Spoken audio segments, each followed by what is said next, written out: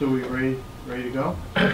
I'm ready. So, okay, basically, what's going to happen is this is a discussion. I want you to think of it as a discussion.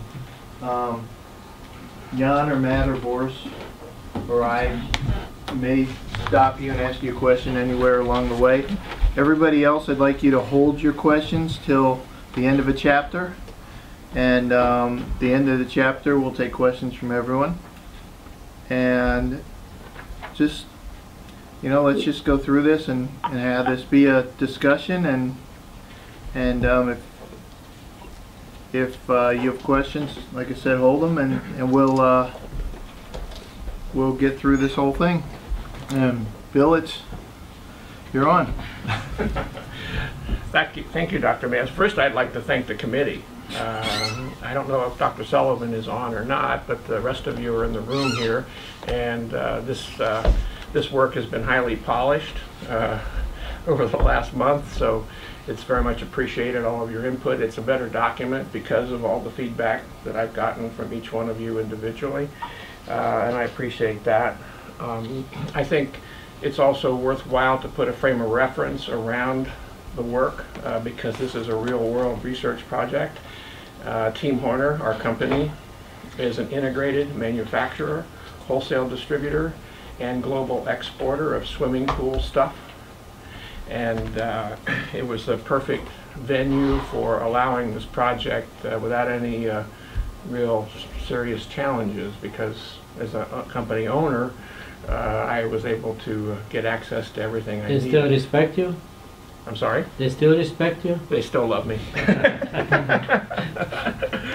And there are three axioms that I've used in my business career that I think fit as a part of this research project. One is, what gets measured gets done. That's probably my oldest one-liner. But in business, whenever you've got something that needs improvement, if you can figure out how to measure it, you'll generally just improve it by measuring it. It's intrinsic in that process. Secondly, continuous improvement. For example, I'm not a big believer in budgets. I know that would be not the right thing around KU. Don't have a heart attack.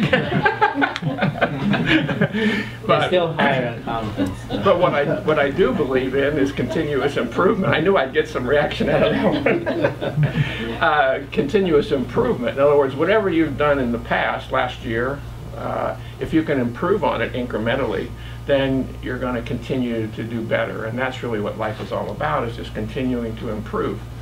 And then the third axiom is, nothing is constant but change. Oh my goodness. Who'd have thought 5 years ago that we'd be paying $2 a gallon for gasoline today? Isn't that amazing? But the market forces in that industry have shifted around, and all of a sudden there's $2 a gallon gas instead of $4 a gallon gas. And that's intrinsic with every business and every industry. So with those three sort of background, we'll start.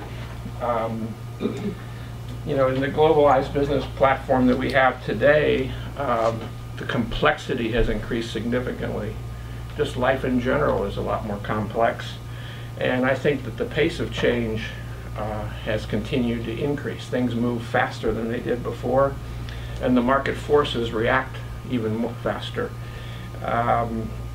A customer's market orientation, which in very simple terms is their opinions and feelings. They have choices just like you do. When you're deciding you want to go out to dinner tonight, you've got choices, and you're going to pick some place based on your past experiences and your feelings about your last experience, typically. So that same dynamic is going on in the business that we operate at Team Horner. And one of the things that I believe is that we can all help each other. So we have probably 20 salespeople in the state of Florida, and then on the export side another 5 or 6. And having someone that is available as a coach is a real asset to them in terms of improving their performance. Chapter 1, we'll talk about the purpose of the study. I don't think I need to read all these bullets, but the purpose of the study is to evaluate the impact of our coaching program in 2 ways. One, how do the customers see us after the coaching program has been implemented for a period of time? And then the second one is it having a positive financial impact on the company? So what we did in this research is measure changes in the customers, I call EMO, external market orientation. We've measured changes in their buying patterns through the financial results of the company, and we've done a calculation on return on investment. And the statement of the problem is exactly those questions. From a research question standpoint, what was the annualized ROI of this coaching program during the last 2 years? We started our coaching program in January of 2013, and it's ongoing today. We're not discontinuing it, it's an ongoing program. And then also, because we have so many customers, we have about 3,000 customers in Florida and about 500 active customers outside the United States. Our coach, Eric Levine, quickly realized that he couldn't be specific, he couldn't help a salesperson on across the board without being more specific. So we created target lists of 10 customers per salesperson. And then, of course, the third research question has to do with whether there's any change in perception by our customers. We have two hypotheses, null hypotheses. One is that there's no calculable positive return on investment for the cost of this coaching program. And then the second one is there's no significant positive impact on the customer's market orientation, how he sees us as a result of this program. This is a very significant study, in my opinion. It matters a lot. No one has ever tried to do what's been done in this project. We're going to use the actual financial results of the company. We've got 2 surveys of 2 different populations, one here in Florida and one outside the United States. And we are able to measure the return on investment of the coaching program.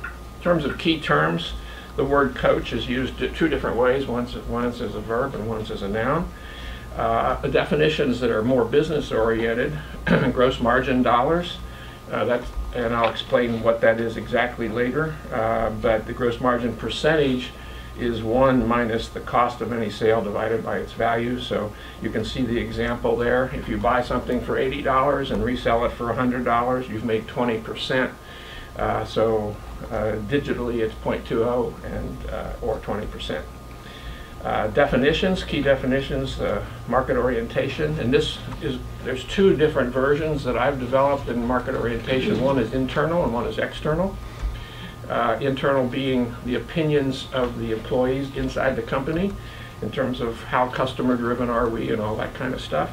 Can I interrupt quickly? Yeah, sure. Just so everybody knows, these definitions are from the literature. Yes. Yes. So that was something we made sure early on. Oh yeah, that shows up in chapter 2, but yeah. This is then the return on investment, which I've already talked about. This is in chapter 1, this Narber and Slater 1990 study, mostly because it was the foundation from which a lot of other work started from. This one started the conversation about MO, about market orientation. And everything flows from it. And these are some of the key dynamics here. Again, I don't think I need to read them all to you, but customer understanding, competitor understanding, etc. All of this was done from an internal perspective, talking to employees. Okay? So key points of measurement for the research, and we'll cover that more in the next chapter. There's the domestic customers, international customers, the impact of sales and profits, and the return on investment. So the literature review, again, those are the key points, but we're going to cover them all, so I won't read them to you. The first study. Before you get to chapter 2, anybody have any questions? Okay. On chapter 1? Nothing? Okay. Thank you. Good point. Coaching, melting it down into a very simple concept, is multidimensional and complex. Bennett and Bush, 2009, basically defined coaching as instructing salespeople on strategies. and that applies to this study. And it increases the quality and quantity of business. That's how you measure the positive results or negative results. And they also talked about targeting customers, as opposed to, let's say, a Dale Carnegie program where they're very generic and they talk in broad terms. Coaching really at the grassroots level is a very specific thing, which you'll see that later. Mosca calls it an art form, so it's not an exact science like chemistry or physics. Palmatier identified some of the key constructs: trust, commitment, satisfaction and quality of the relationship. And then later on, a later study by Lee added new constructs: continuity, opportunism, cooperation, coordination. Again, continuing to drill down on the various aspects of a relationship between a supplier and a customer, because we're all, in the end, human beings, and how we feel about things has a lot to do with our behaviors. So trying to get a customer to want to do business with us is the ultimate goal. May I ask you a quick Yes, question? sir. We talked about that before, but maybe we can put a little bit more light on, shed a little bit more light. In terms of global, or let's say domestic versus foreign customers, how did you have an entirely different approach in terms of coaching? Do you need to have? The coaching dynamics are very different. They're very different because the purchasing patterns in the relationship, as it turns out, this is some of the things that we've learned ancillary to the key focal points of this research. Is we've learned a lot about the difference between the two. A domestic customer, for example, probably in our case, in our situation, orders every day and expects a delivery every day, where an export customer, regardless of where they are in the world, probably may order only once a year, twice a year, once a month, depending on where you are. If you're in the Caribbean, if you're in Puerto Rico or the Virgin Islands, you probably order weekly or maybe twice a month. So those dynamics are quite different. And the cultural, there's a cultural overlay that goes into this as well. Again, the surveys are very interesting. There are the basic 10 questions which we pulled from this research in 2008 by Reinhardt. Those are the formal questions, but then at the end I asked some informal questions that were more qualitative about how many years you've been doing business with us and various things that weren't as disciplined, but we learned a lot from that. I have printouts for that if you'd like to see it later. Anyway, all of the research that was done that we've covered, and we've covered some of them, but there were probably 40 or 50 research projects. All of them focused on market orientation from an internal standpoint. In other words, the researchers asked the employees of the company how the coaching program impacted their relationship with the customer. But none of them asked the customer until Reinhardt showed up, which I thought, as a business owner, I know that really what we think doesn't matter. What only matters is what the customer thinks. So this is when I first got the scent towards this is a great research project. It's never been looked at before.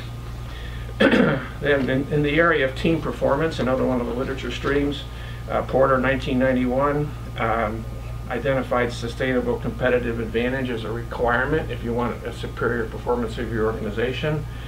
Colhide, 93, talked about specific measurables, and those are in the appendix of the paper.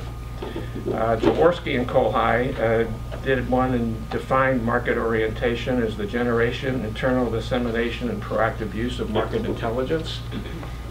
Provatera, 2000, found that there was no positive relationship between market orientation and business performance. And I thought that was kind of interesting when I discovered that one. And by the way, I have copies of all the papers here if anybody wants to look at one. Kennedy, 2002, connected team performance to financial results. The key aspects were reward systems, the potency of the team, and the group belief in the ability to succeed turns out to be an important factor. But again, this was all qualitative work, not quantitative work. This Langer Act 2003, Sustainable Competitive Advantage Improves Performance, is what he found. And the most interesting thing in that paper was the fact that being the low-cost supplier did not increase the organizational performance. And I've thought about that one for a while, and it makes sense because usually, and we have low-cost providers in our industry too. In fact, right next door to our headquarters on Powerline Road is the low-cost wholesale distributor here in South Florida, a company called Pool Water Products, and they are almost insignificant in the market, and yet they're cheaper than us, and we're the market leader. But they don't have salespeople. All they have is low price, and their people are not motivated. They don't know anything. So it's a kind of an interesting thing that verified what this guy found.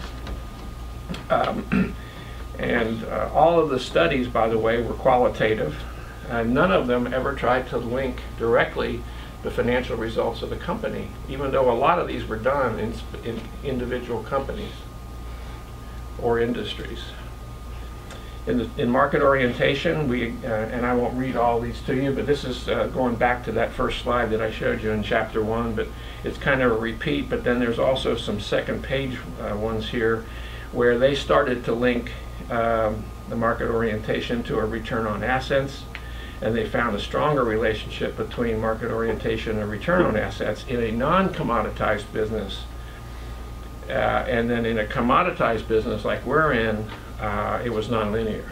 So it really came down to the business practices and beliefs of the company in a commoditized business, which is kind of interesting. Kohai, 1993, this was that 32 scale items. They're in, I think it's either Appendix A or Appendix B. But they went through 32 items, but they never identified profitability as one of the constructs. I was stunned by that as a business owner, because everything you do has some impact on your bottom line. And I know Dr. Kaiser feels the same way about it. This one, Displanda in 1993, identified market orientation as a continuum. In other words, it's not black or white. It's shades of gray, from pure white to pure black. Supplier and customer market orientations are different. In other words, there's a different perception inside the company than the customers. And knowing what the customers think is critical. Jaworski and Kohai, 96, provided a general review of all the work that had been up to that time.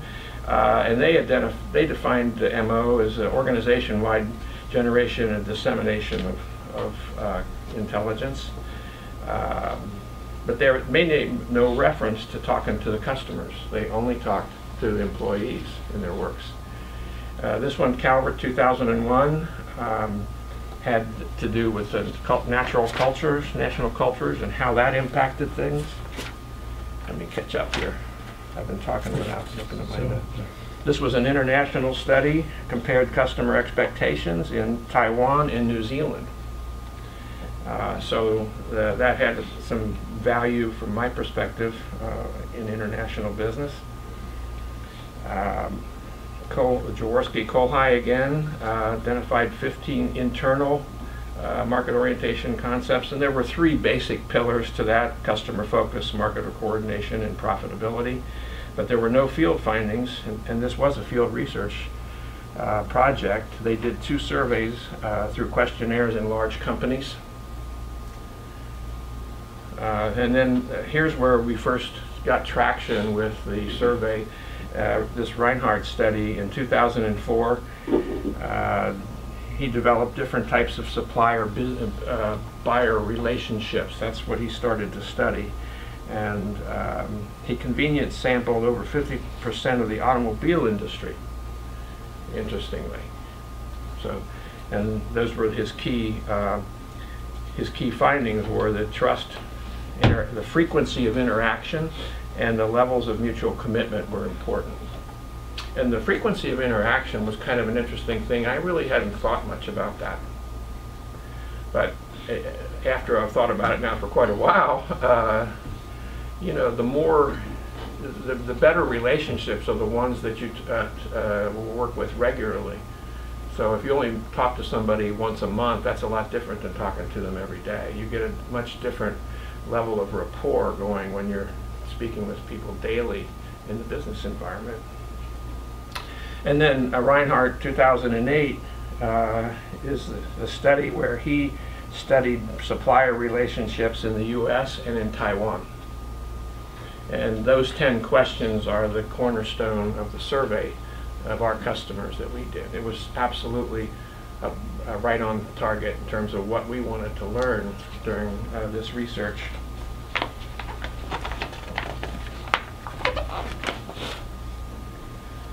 And then talking about the financial impact of coaching, Atkinson found a positive ROI for customized coaching programs, but again, no tie-in to financial data. So in summary, what we've done is we've found two gaps.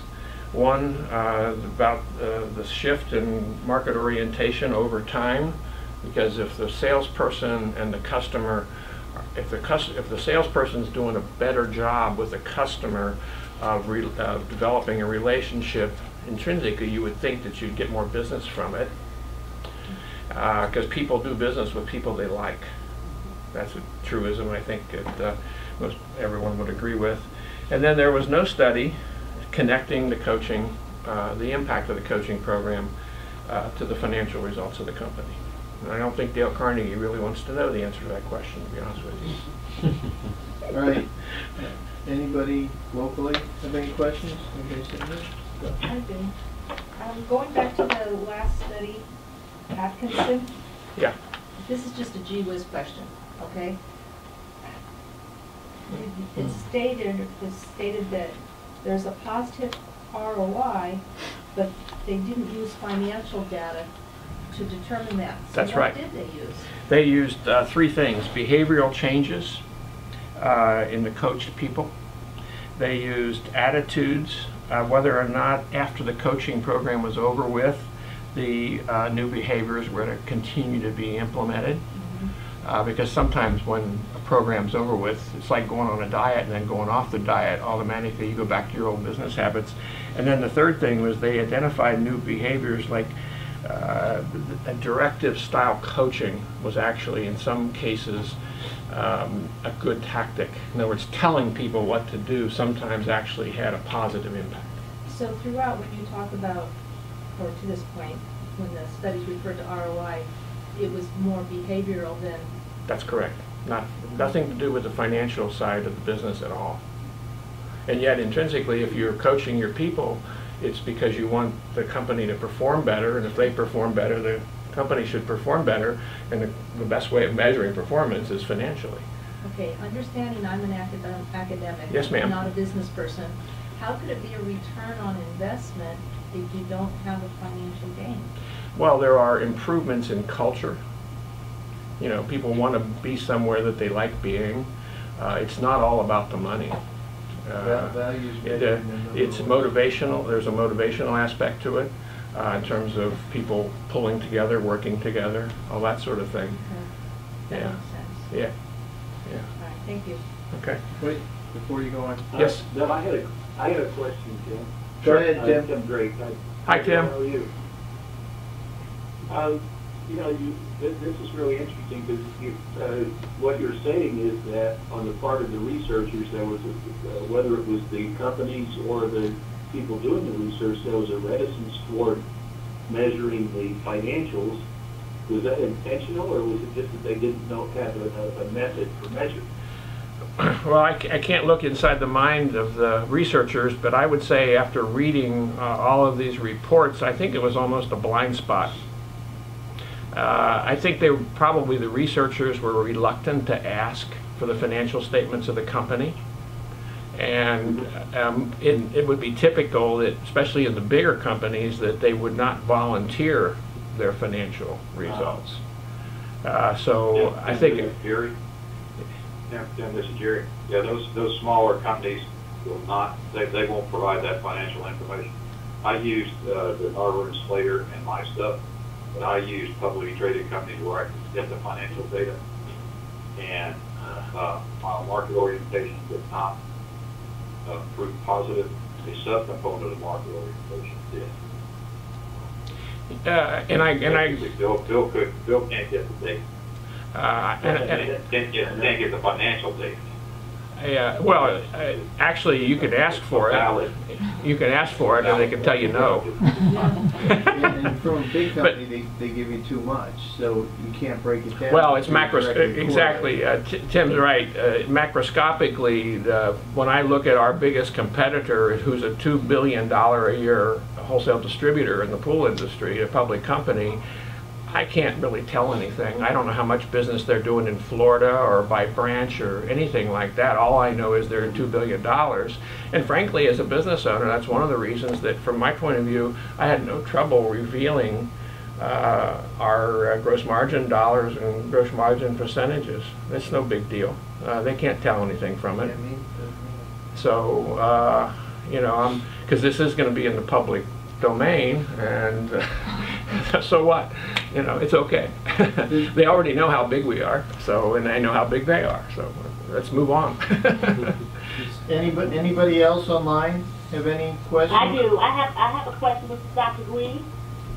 I'd like a response to you. You mentioned that they saw positive behavioral changes. The ROI was based on positive behavioral changes in the culture.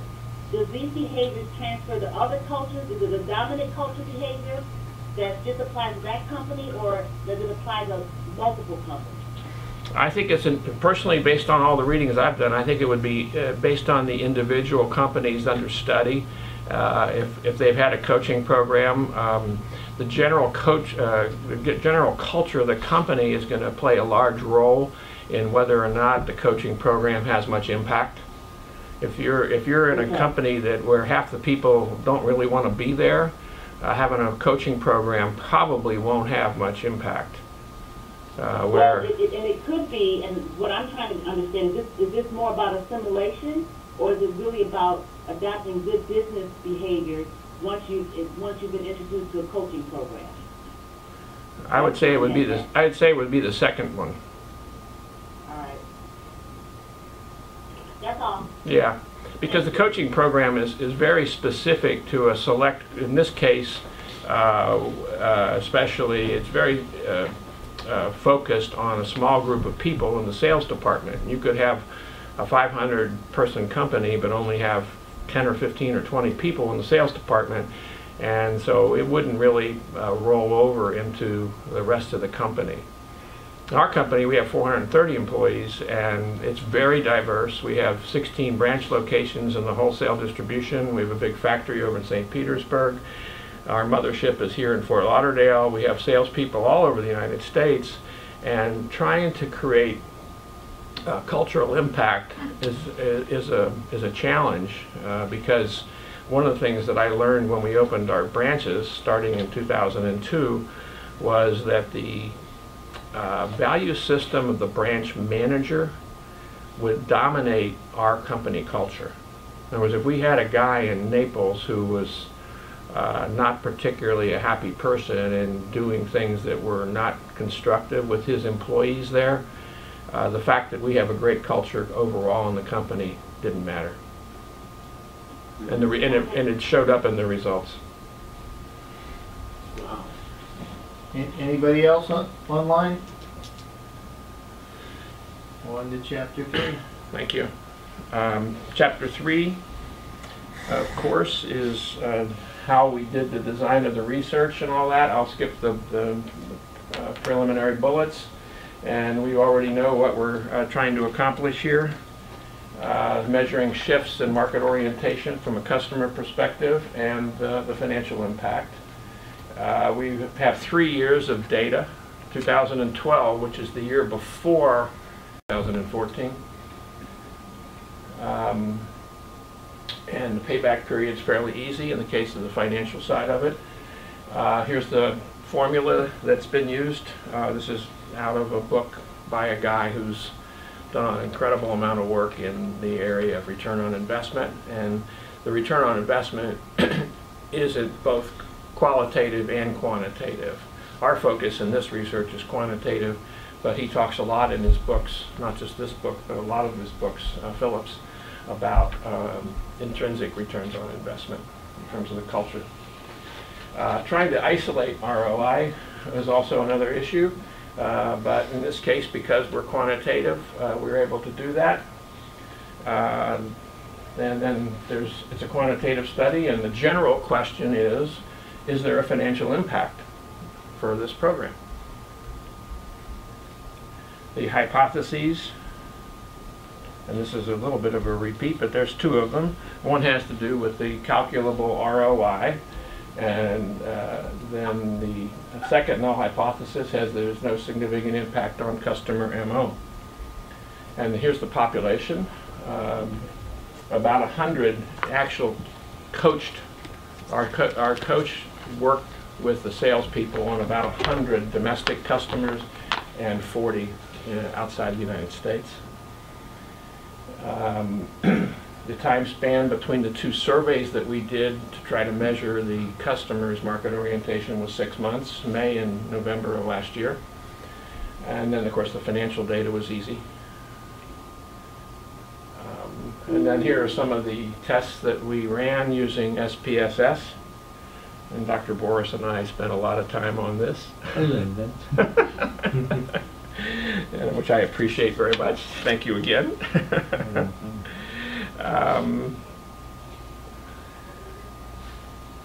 The key variables are, in the end, gross margin dollars is what's more important than sales dollars. Gross margin, again, being what we keep when we sell somebody else's product. So we buy it for $80, we sell it for $100, and what we keep is the $20 in between, and that $20 is what we have to run the company. What is the margin? I'm sorry? What's that question? Somebody said, what is margin? That's what margin is. It's the difference between what you pay for something and what you sell it in the wholesale distribution business, which is the focus. I was talking out loud, Sam. Okay. What I really wanted to know is, how does the gross margin dollars figure into this whole process as part of the analysis? Why was that particular variable selected? Sales volume would tell you if you're increasing sales. The sales. How does the margin fly with EOM? That's what I was thinking. Well, So you can have sales and not be making any money. Amen. well, I can buy it $8 I'll have sales. yes, sir. I think. Well, you just answered your own question. Jerry, you're stealing Bill's thunder. You answered the question. Yeah. As we go through this, you'll see it'll become obvious. The answer to that question will become obvious when you see this data as we move forward. And then, of course, we're going to review the 10 questions. Some limitations are somewhat important. But before we get on to chapter 4, does anybody have any questions Of about course. chapter 3? Of course. Did you control for the changes in the economy between 2012 and 2014? It's not possible. In other words, one of the things is this is in a continuum. In the real world, where this is applied research, it's not possible to develop anything that would make any sense if you tried to micro-manage it by doing something like that. In other words, the GDP might be growing at 2 or 3% a year in the United States, but that has really not much to do with the GDP of the pool industry, which is not possible to quantify that. So you have to kind of take a macroscopic approach to this. There's always a lot of moving parts in every business, and success comes down to whether or not all those moving parts have worked in a way, including the market forces that are always there, to create a positive result or not. And so it's not black or white. It's a continuum, just like a customer's opinion of us, customer MO, is not black or white. It's shades of gray. They like things, they don't like things. And the surveys actually tell you that. So you could rename this 50 Shades of Gray. Well, I don't think this is going to be a bestseller, but if I need to change the title to do that, I'll try it. I need to ask you a question. Yes, Boris. Since we spoke about that before, but You're talking about a lot of lit review has done quality, and you're an engineer by previous training and stuff, so Correct. you think numbers. How did you balance those research, I mean, the lit review and your own feeling that you're going to do the quantitative? How Well, did you decide to go quantitative? I decided to do quantitative because Dr. Kaiser told me. If you want to know the truth. Want to finish DuPont. Thank you. Reinhold, which is your key literature. Reinhardt, that's correct. Reinhardt gave us a Likert scale survey, which you can quantify. Exactly. Okay, so we took, literally all of those other surveys were only focused on Likert scale type surveys. So while they were, I kept looking for the financial connection and I couldn't find one. That was what led me to the gap. Okay, but the truth is that it's shades of gray and people's opinions matter, but they may or may not impact their buying patterns. And one of the things, as you know, what the results are already, you've seen it, the results are that they don't have to feel good to give you more business. You just have to, I don't like using the word manipulate, but that's really their accurate word for it. You have to manipulate your relationship to get the business. Forget whether they like you or not. So the null hypothesis is there's no significant positive impact on EMO. The two populations are 267 in terms of what the survey that we sent out on the domestic side, and 155 in 3 languages. Bill, can you ask you just here, domestic, you had 267 customers, that's your population. Correct. In terms of the whole pool industry, how big is that in terms of, maybe we can use this as a sample for everything?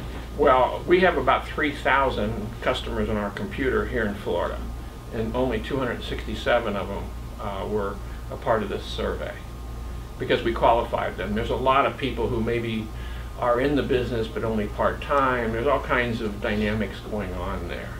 So this, you know, the 80-20 rule, or even it could be 90-10 in this case, probably is in effect. In other words, 80% of our business comes from 20% of our 3,000 customers. Okay. Thank you.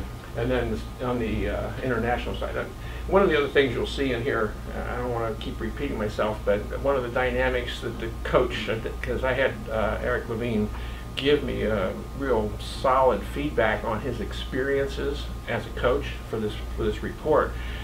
And one of the things we found out is that virtually none of our customers buy from one single supplier. Almost maybe 1 or 2%. They're all buying from our competitors as well as ourselves. So that creates a little bit more stress from a performance standpoint in terms of how the salesperson relates to the customer. It's not so much important that they like you, it's much more important to just get the business. Make a long story short. So the response rates were 20 and 17% on the domestic, and 24 and 21%.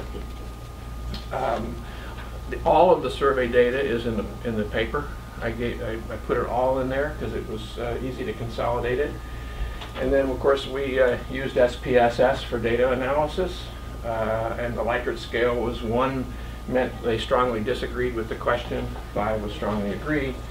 And then in the end, after looking at the data for quite a while and talking about it for quite a while and analyzing it with SPSS until my computer started to burn over Christmas time, histograms turned out to be the right thing. But I thought the first thing I would show you was the means for each one of the 4 surveys. Question 1, 2, 3, 4, and 7, 8, 9, 10 on the next page. But the important thing is to note how close the means are in general, especially when you consider the standard deviations, which I didn't put them in here because I thought it would overwhelm you. But when you look at the size of the standard deviation and the difference between, let's just say, DOM 1 and DOM 2, never did the difference between means equal more than 50 or 60% of one standard deviation. What is DOM, what is INT? Domestic 1 survey, domestic 2 survey, international 1 survey, International 2 survey. So May to November, I'm sorry? DOM 1 would be May, and domestic 2 would be November Correct. 2014? Yeah, May is 1, November is 2, and then domestic and international. And in the end, the histograms turned out to be the best way of understanding what was really happening from a data standpoint. And survey question number 1, this supplier is honest with us in our business transactions. This was Reinhardt's first question, and I thought it was a great one. And as you can see, the survey, 2 survey curves came out identical, and the same thing was true on the 2 international surveys, first and second, identical. Okay, and the means, if you look at the data that I just showed you a minute ago, were pretty close together. Question number 2 was, is this supplier reliable? Because especially on the export side, if they don't trust you to get your job done right, you will lose business for sure.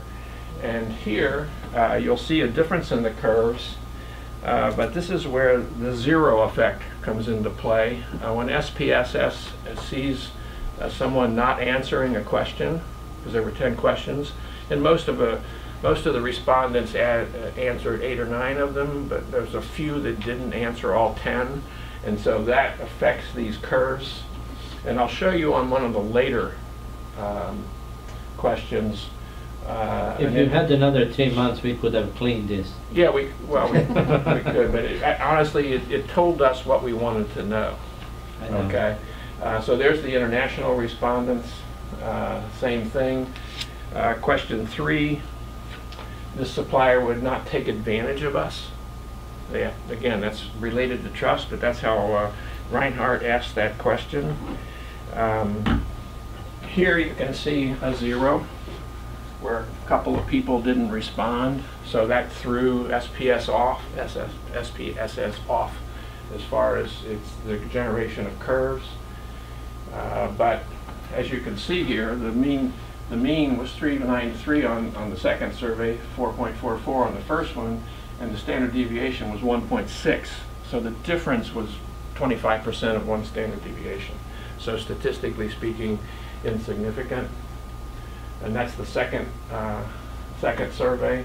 And again, there was an anomaly here with a 1, not a 0, but somebody threw a 1 in there, and so that made the curve look a little different. But the average means were 4.29 and 4.13. I think that's one of the weaknesses of a Likert study, Likert scale, is that you're quantifying qualitative information, and so you can only take it so far. Question number 4, we can trust this supplier to make mutually beneficial decisions without our input. That's especially relevant on the export side, because typically one of our customers would order from 5 or 10 different manufacturers, and if they're located somewhere outside of the Caribbean, typically if they're located in Asia or Europe, we don't bring the stuff to Fort Lauderdale. We ship it to a common shipping point, consolidate it. Could be Los Angeles, could be anywhere. And so we have a lot of decision making that affects them from a cost standpoint. Somebody's going off. Silence. Yeah. So, but again, the same story as before. International had a little bit better shape to it in terms of uniformity. Question 5, this supplier is flexible when we ask for changes in our orders and our relationships, because these are all small companies, these customers, and so they're not highly organized in a lot of cases. And but like here in the first survey, and this is domestic, you can see a lot of people said yes, we're very flexible. That's a good thing. And the same thing on the second one. The international responses were also that way. Thanks, Matt. But again, here on the international, you can see somebody didn't answer the question, which changed the shape of the curve. Our face-to-face meetings take longer than meetings with most other suppliers. This one is actually something I never thought of before, but it's a great question because you'll spend more time talking to the people that you consider your mainstream suppliers. And I just never thought of that. That's a great question from Reinhardt. And unfortunately for us, from a business perspective, most of the answers were 3s, which means they didn't. So that's something we're going to work on. So that applies internationally as well, you can see. So we don't really have, even though we have good relationships and a lot of positive dynamics with our customers, both on the Florida side and the export side. We have a cruise once a year, for example, for the Florida customers, and we'll have 200 of them in March on another cruise where we spend 5 days together and do a little this and a little that, some teaching. We also do some school type things on the cruise. But in the end, it didn't show up in the surveys as far as improving our relationship.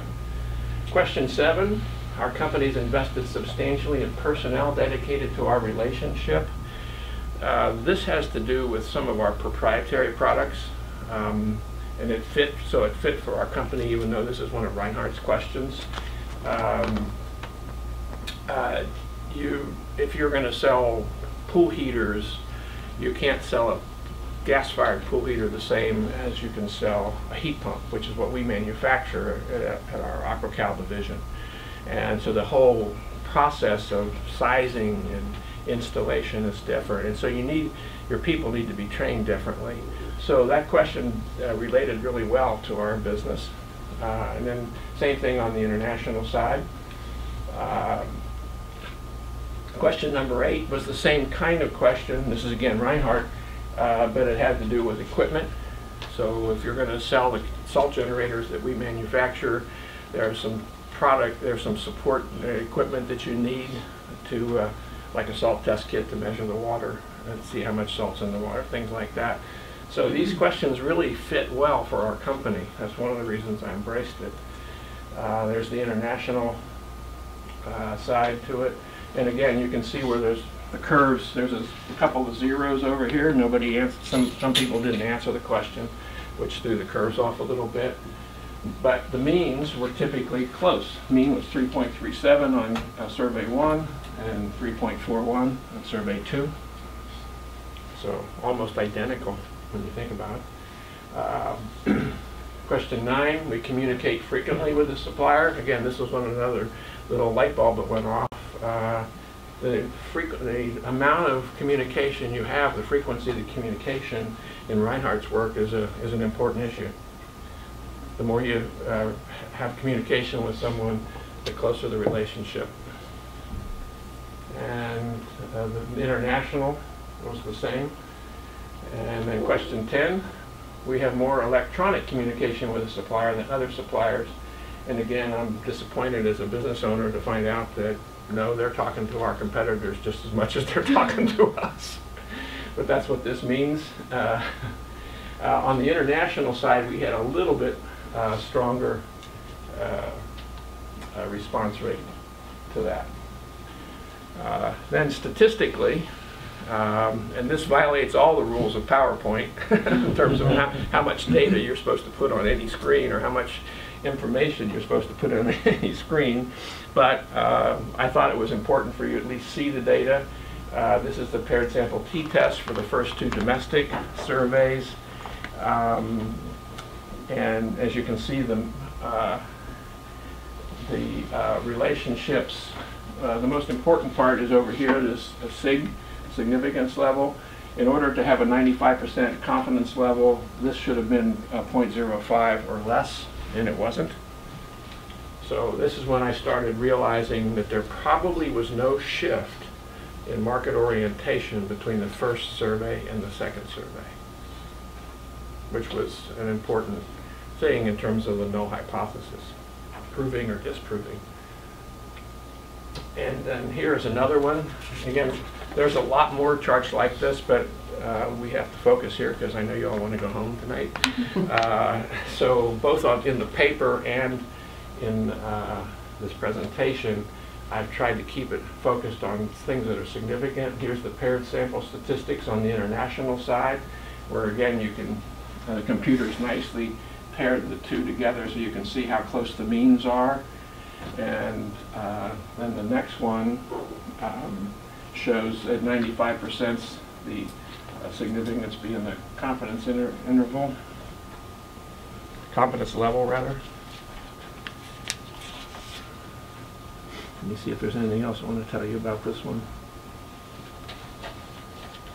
You mentioned that we did 20%. The R values, the correlation. Yeah. Dr. Boris has been very good at instructing me on what all these things mean. And a correlation between 0 and 0.5 means there's a weak positive correlation.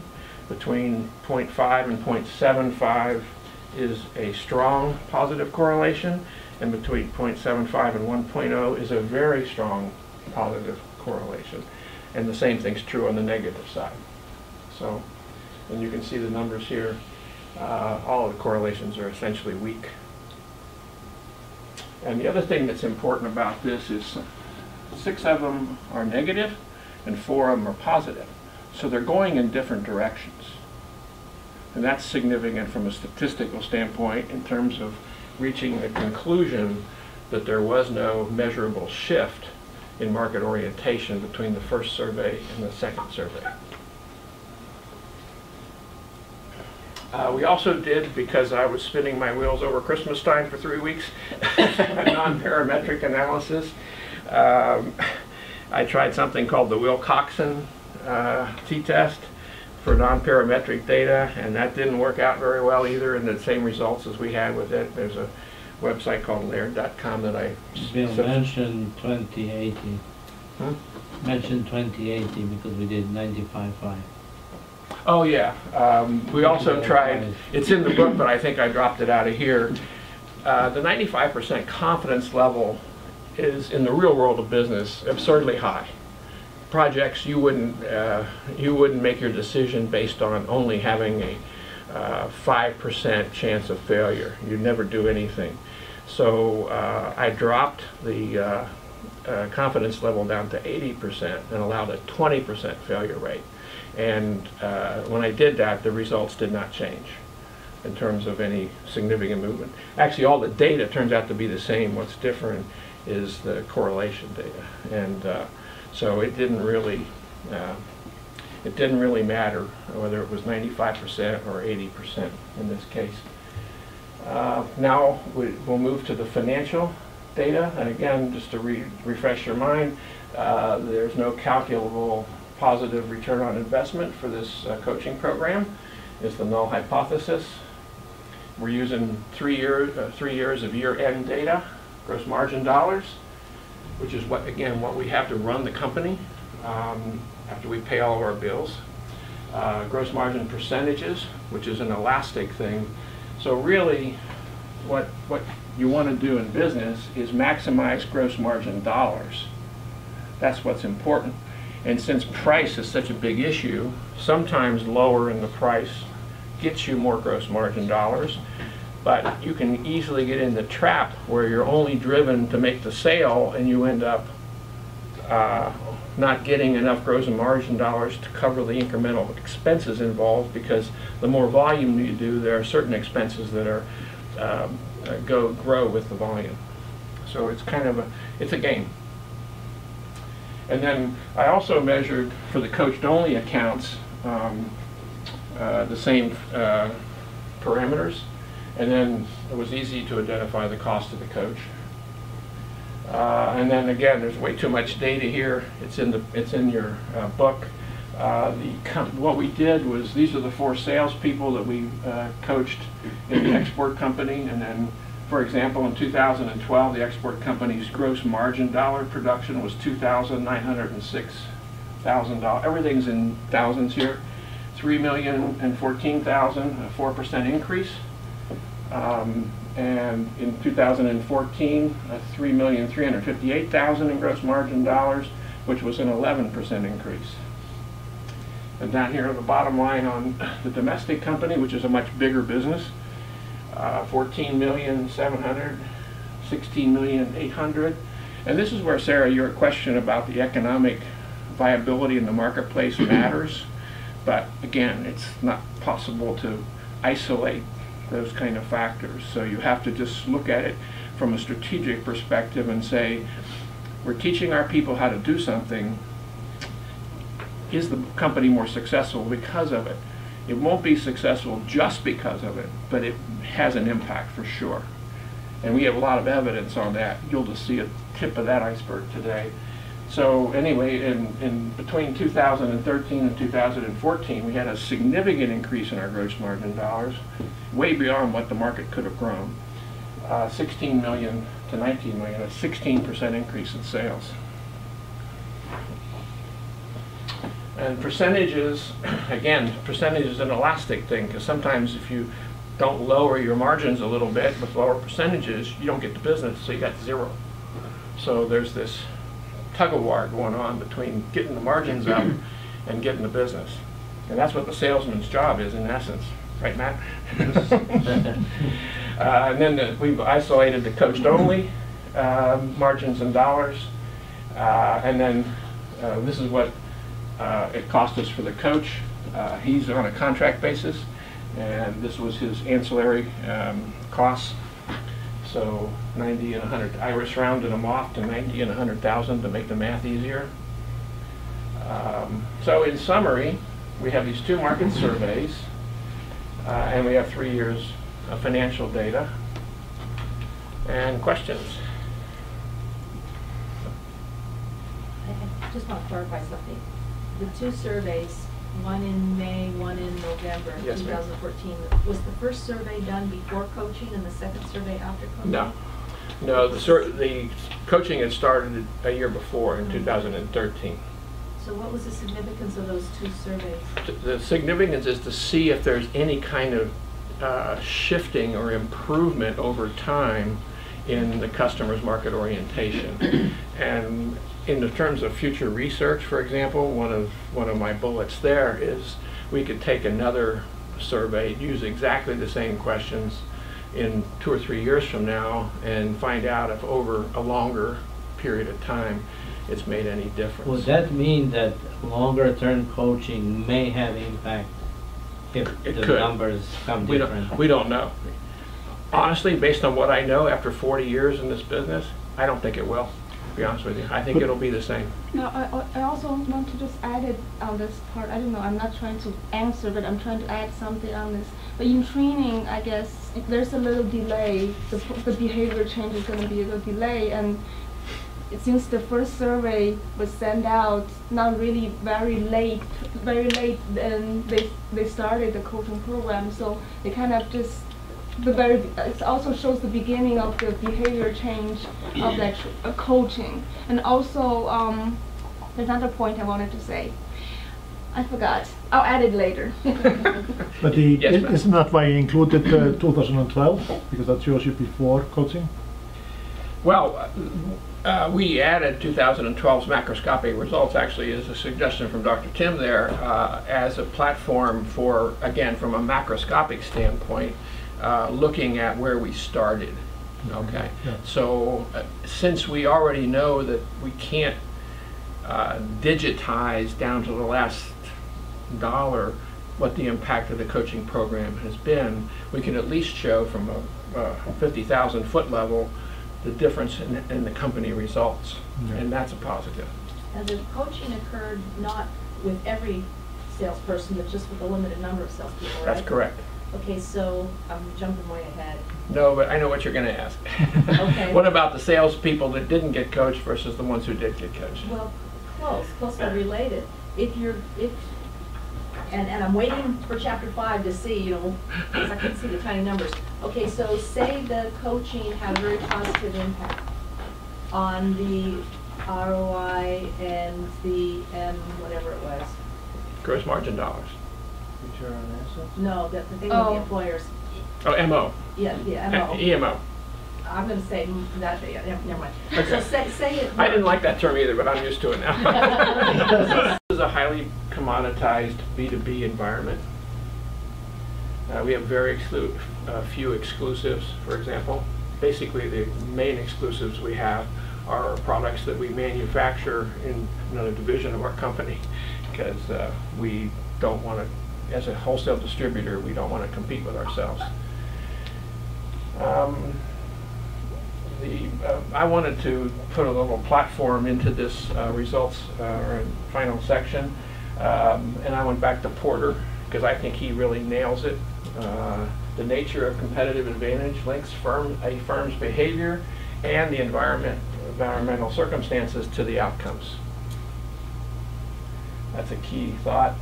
And then I found a paper 3 or 4 weeks ago where this guy whose name I can't say, Karangianopoulos, took Porter's 5 forces and studied the impact of the internet and the 5 forces together.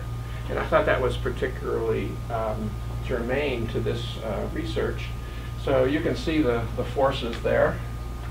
And then he had a second figure here that showed the dynamics of the manufacturers, and this is the classic traditional wholesale distributor retailer chain. And then of course in today's world with an internet, a manufacturer can sell direct to a consumer if they want to, through electronic mediators or even themselves direct.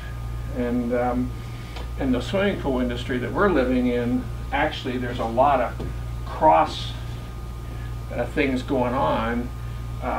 In addition to selling to distributors like our company, the big manufacturers, and there are 3 large ones who dominate the basic pool equipment like pumps and filters and lights and stuff like that. Those big 3 also sell to what we call builder groups, which would be down here in the retailer category. So not only do we have to compete with our key suppliers, which is an interesting dynamic as a manufacturer, because all 3 of our key suppliers also manufacture the same things that we do. So we have a lot of interesting politics that go on because of that. But this chart really kind of laid it out perfectly, and I could have modified it, personalized it to show you the rest of that dynamic, but I didn't think I wanted to do that. Here's some observations from Eric Levine, our coach, that I think are all important in terms of creating a platform for our conclusions. He spent 2/3 of his time in the domestic side. He didn't spend any time talking to our salespeople about their general activities. He only focused on 10 accounts per salesperson so that they could get very specific about what their objectives were with that customer. One of the things he discovered, yes? Can you piggyback on that, explain those swap of the customers when they reach the goal? That's an interesting concept here. That's this one. Yeah. Targeted accounts were replaced when specific targets were accomplished. There might be 5 groups of products, to keep it simple, for example, that a customer is going to buy from us. Maybe he's going to buy pumps, he's going to buy filters, he's going to buy pipe and fittings, he's going to buy heaters, and he's going to buy lights. Now again, they're not all buying from just, they're buying from more than one supplier. So what we would do is look at the computer printouts to see what they're buying from us and what they're not buying from us. And then the coach would work specifically on, well, how can we get the pipe and fitting business from this pool builder?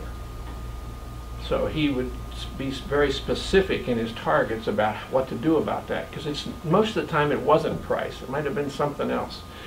Or if it was price, then we fixed the price. If the customer is a good paying customer, for example, because there's all kinds of other things going on here. There are customers who are good credit risks and other customers who are traditionally chronically bad payers. So that comes into play. So that's what you're referring to, Boris. But one of the other phenomenons that Eric was very surprised with is every time he would teach one of our salespeople some new strategy, they didn't just use it on the account that they were targeting, they used it across the board. So in the end, the results of the financial results on the targeted only accounts didn't become the relevant result that was interesting. What became more relevant was their overall results, because everything that they learned, they'd use it across the board, not just with those accounts. And then to finalize this, then what Eric would do is when he reached his conclusions in terms of the target, achieving that target with the salesperson on a specific account, he would replace that account with another one and go to a fresh target. And again, the last one there is we thought that we didn't realize how the practice was in terms of basically they're buying from, they don't just buy from us. But this study actually helped bring that into focus. Price negotiations with multiple suppliers are common. On the export side, that was easy to see. It was less easy to see on the domestic side, but we have people answering the phone all day long that just are, what's your price on a 3/4 horsepower stay-right pump? Thanks, I just, and that's it. We don't know if he's just finding out so he can quote his customer, this would be in the replacement market, or did he call because he's going to buy 6 of them and he wanted to know what our price was versus our competitor. We don't know that. They won't normally reveal that kind of information to you. And a lot of this is done on the go. It's very quick, so that's another challenge to this. The buying patterns are completely different. We've already talked about that, so I won't repeat it, but they are significantly different, and it does affect the relationship building time because we only see the export customers typically once a year, if at all. The efficiency of the salesperson is also measured by the number of customers served. One of the things that the coach realized was that some of our salespeople could serve more customers. We only actually have salespeople assigned to about 30% of our customers. 70% don't get a regular visit from one of our salespeople. If they call and say, hey, I need something, then the salesman will go out and give it to them, but they're not every customer gets a regular call. And effectiveness. So efficiency and effectiveness, the bottom line came down to gross margin dollars. Coaching stories. This first one is interesting. There's a small town called Mount Dora just outside of Orlando, and there's only one pool store in town. We had not been soliciting this pool store, so the salesperson went in and started trying to build a rapport and develop a position of getting some of the business. Well, the lady suggested to our sales guy that he go down the street to a feed store that had a small pool department and solicit their business. We thought that was kind of strange. So before doing that, our salesperson came back to the coach and said, hey, she tells me I should go visit one of her competitors in this feed store. And so Eric suggested, go back and tell her that we're not going to sell to the feed store. We will only sell to her. We don't want to do business with the feed store. She's the main pool guy in town. We want to do business with her. So that's what he did. And then after that happened, the lady admitted that this was a loyalty test to see whether or not, yeah. So these are the kind of things that having a strategic advisor really helps the salespeople sort out what's going on, the dynamics of the relationship. The second one, we have a branch in Jacksonville, and for 3 months we had a sales guy go into this one big account that's about, I don't know, an hour and a half from Jacksonville up in Georgia, and every time he went there, he could never meet the owner, ever. He was either not there or too busy or blah, blah, blah. This was after 3 months. So he and Eric said, well, what's the one thing we know about this guy? The one thing we know about this guy is that he opens the store every day. He opens the business up in the morning. So what Eric suggested is, all right, you go there and you get there at 5 o'clock in the morning, and no matter what time he shows up, you're going to be there. And so he did. And Eric had prepared him with some very solid strategic questions about, trying to develop a relationship. And so that's how it went. And once the guy got face to face with our guy and got into a conversation, over a very short period of time, he became a good customer. And then the last one is from Curacao. That's an internet pricing problem I thought you'd like to hear. Again, the internet doesn't control price at all. And that's a real problem for small brick and mortar companies like swimming pool contractors.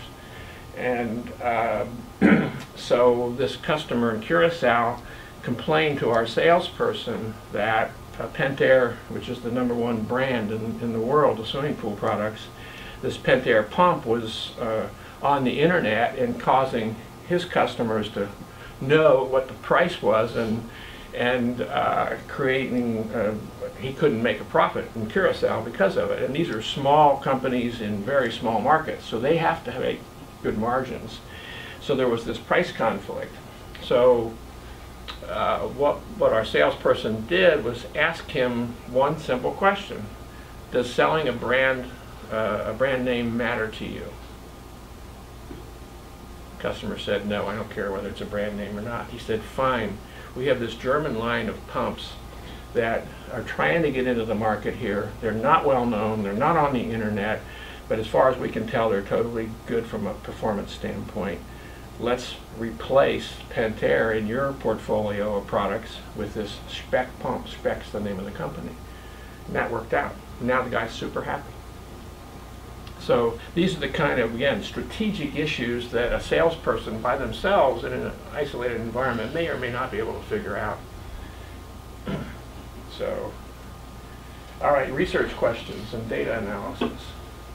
What was the return on investment for the coaching program? All of the math is in the paper, but those are the results. Those are huge percentages, which I think Dr. Boris, when he first saw them, said, well, that can't be true. Is that correct? Those are correct. Good, Yeah. good. Now again, this is, again, you can't isolate the dynamics, but what you can say is we're definitely performing better, and the cost of the coach is extremely small compared to the overall impact on the performance of the company. Again, it's shades of gray. It's not black or white. It would be not possible to isolate it. And then that's between 2013 and 12, and then you can see the rest of the numbers. The only one that even had a small but very attractive number was international 2013 versus 12. And again, as I said, our international people had a lot slower time adapting to this coaching program. And then the second question is for the coached-only targets. The numbers still came out good. Again, all the numbers are in the paper, but what we found out was that sort of didn't matter because we were actually replacing the coached-only target accounts on a regular basis. And then the third one, did the customer's market orientation change during the coaching program? And as I've already pointed out, the number of positive and negative correlations of means of the same question between this first and second survey tell me that it didn't matter. They don't see us any differently now than they did 6 months or a year ago. And most of the relationships are very long term. One of the questions I asked that's off of out of the first 10, but I asked one of the questions is how long you've been doing business with us. And if you look at that data, you'd see that almost all of them are 10 years or more. So they already have an opinion of us, and having a little bit different relationship with the salesperson is probably not going to change that opinion very much. Then the other statistic was that the mean average of the answers between the first and second surveys was nearly identical. So, hypothesis number one, there is no calculable positive return on investment. It's easy to reject that null hypothesis in favor of the alternative, that there is a positive return on investment. And hypothesis number two, there's no significant impact on the customer market orientation. we have to retain that one. There's no way to prove anything other than it's the way it is. So because of the t-tests and the mean data.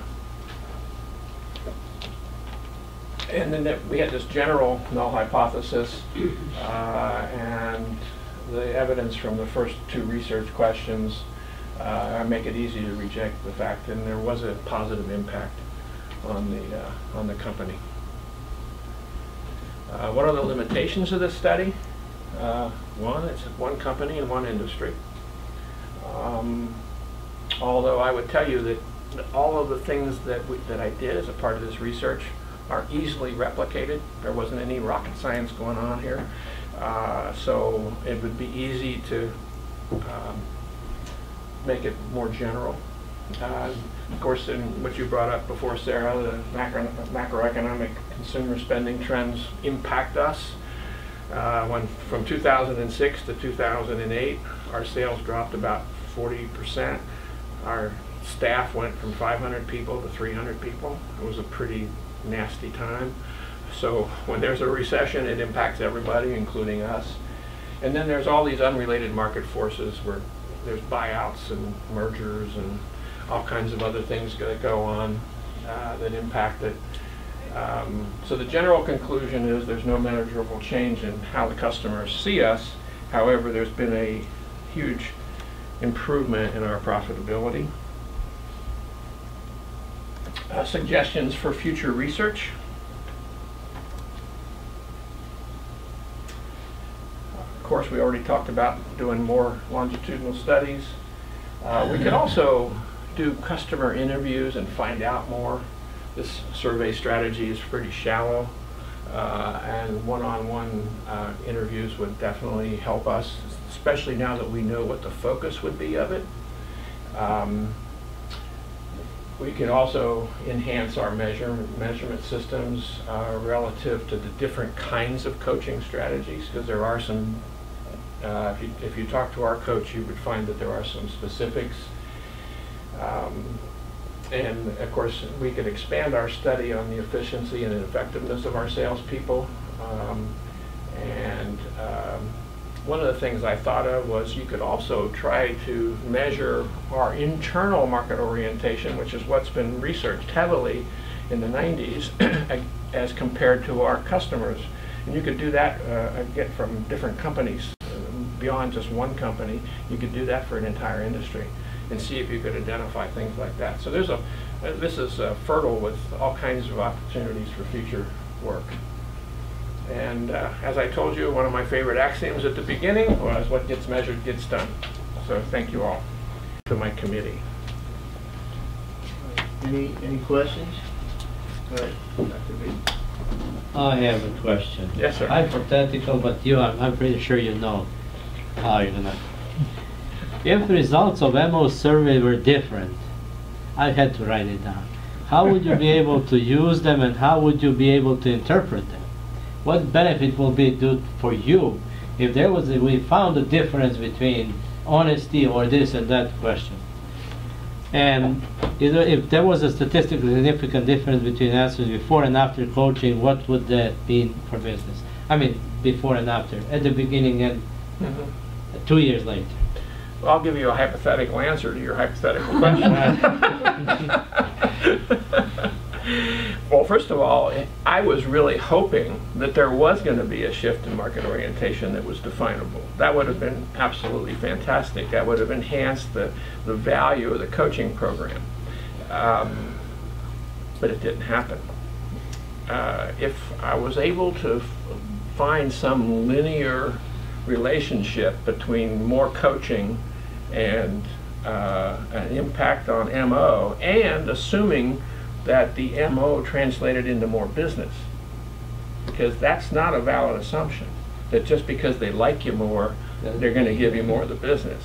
We've had salespeople in the past who were all about the relationship, but they never could get the business. And in fact, we fired some because of that. You know, everybody liked them, they liked everybody, but they didn't get the business. The business was going to somebody else who was getting the business. And so My theoretical answer would be I'd hire 10 coaches if I knew that there was going to be a linear relationship between one and the other, and it grew the return on investment like those numbers did. We could start that as a business. So we would create a rent-a-coach business. So that's my answer to that question for us. So are you going to expand the coaching? It's ongoing. Eric, in fact, I invited Eric to come today. He would have loved to have been here, but guess what he's doing today? He's coaching. And he lives up in Orlando, so it was going to be too difficult for him to reorganize everything. But he will continue. He's 78 years old. He formerly ran our branch system, but he's been a sales trainer his entire life, but he's still happy and healthy, and he wants to be active, so we will continue to do this as long as he's available. And honestly, when he does hang it up, based on the evidence that I've got here, it would be definitely in our best interest to hire somebody to replace him.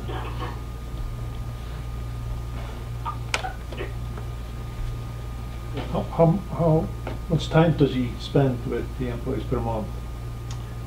Well, he meets with most of his coached people. He meets with them once a month.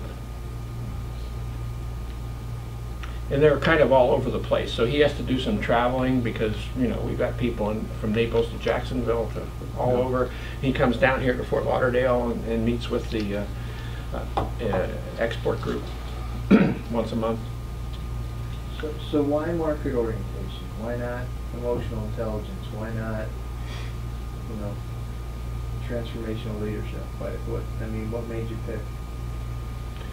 Well, what I care about is what the customers think, and this market orientation really captures that, that's the critical thing.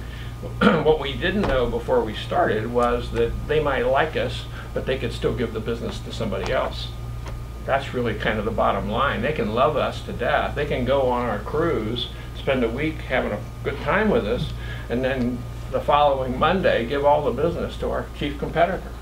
So we have to know how to get the business. We still want to be liked. That's it's intrinsic with all of us as human beings. We want to be liked, but at the same time, gotta get the business. I have one more question. Yes, ma'am. From the data you collected, do you find any pattern or uncommon pattern or differences between the domestic data and the international?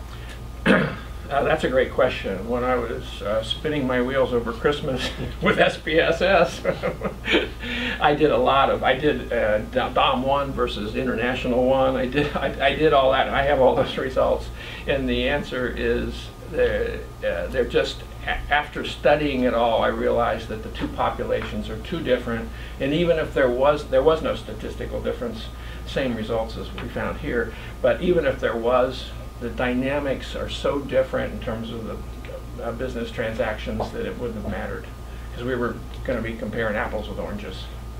So.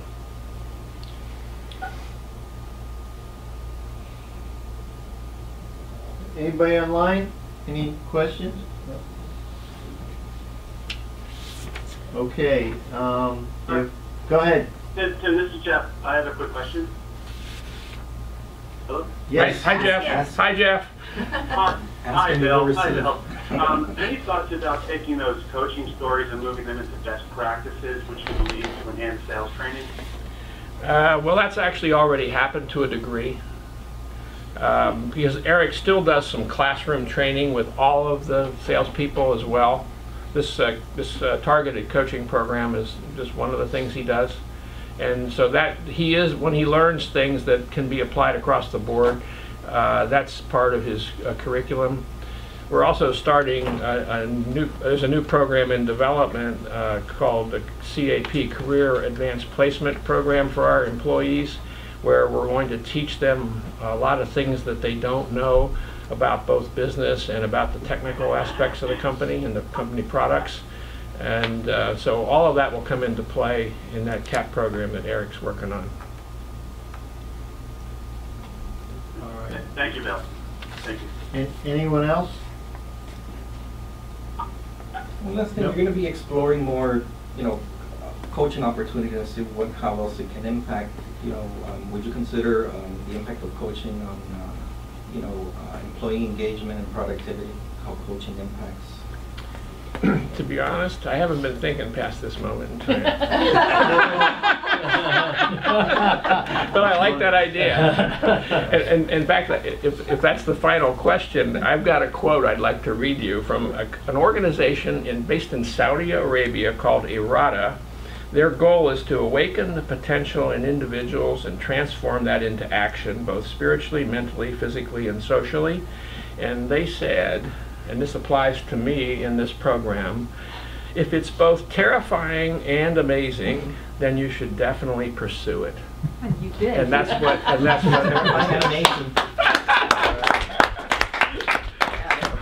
Okay, at this time, we're going to ask you to shut that off and take that with you. And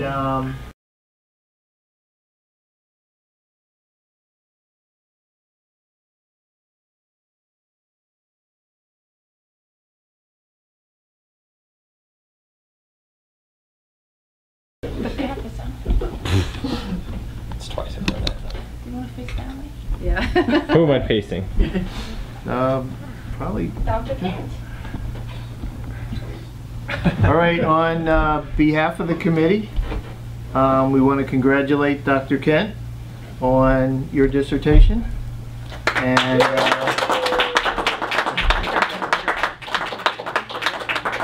Moment. and nice work. We have some suggestions we'll discuss with you at some point before you publish, maybe moving one or two things around. Yes, sir. But overall, excellent work. Thank you very much. This has been a privilege to do. I appreciate the help of you, Dr. Tim, and you, Dr. Jan, and you, Dr. Matt, and you, Dr. Boris, and Dr. Sullivan, who's not here today. Every one of you has had an impact on this. Your thumbprints are on it. It's fluffed and buffed, is how I like to say it. And I honestly have found it a very spiritually rewarding experience. And I'm very appreciative of all of you, and especially Dr. Kaiser over there, because he's the inspiration for it. You know what he told me one time? Show him the blood, sweat, and tears, and I did. So thank you very much. It's like I told Robert's boss up at West Palm Beach yesterday, bring out the paddle. So I'm very humbled and very appreciative. Thank you all very much. God bless you more. I'm very proud of you. Okay. Thank you.